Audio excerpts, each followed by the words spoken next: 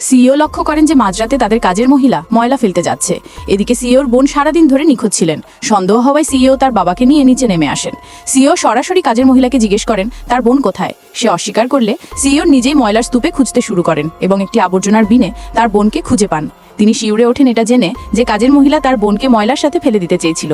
মেয়েটি ছিল বোবা এবং ওই ধনী ব্যক্তির আসল মেয়ে, যাকে তিনি সম্প্রতি খুঁজে পেয়েছিলেন। কাজের মহিলা ভয় পেয়েছিল যে বাড়ির আসল মেয়ে ফিরে আসলে তার নিজের গুরুত্ব ও ক্ষমতা কমে যাবে, তাই সে মেয়েটিকে বাড়ি থেকে সরিয়ে দেওয়ার ষড়যন্ত্র করে।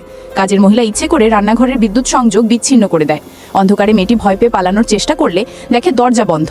তখন কাজের মহিলা এসে তাকে মারধর করে এবং তার ওপর জল ঢেলে দেয়।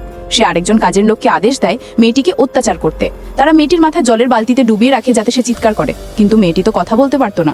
এই অত্যাচারে এবং তার হার্টের অসুখ থাকায় মেয়েটি অজ্ঞানী হয়ে শ্বাস নেওয়া বন্ধ করে দেয়। ভয় পেয়ে কাজের মহিলা নিজেই মেয়েটিকে ময়লার বিনে ভরে ফেলে দিতে যাচ্ছিল যাতে কেউ সন্দেহ না করে এবং মনে করে সে হারিয়ে গেছে।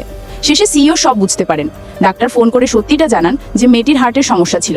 রাগে সিইও কাজের মহিলাকে চড় মারেন। শাস্তি হিসেবে তিনি হুকুম দেন 2টি জলের বালতি আনার এবং ওই কাজের মহিলা ও তার সঙ্গীর মাথা সেই জলে চুবিয়ে শাস্তি দেন।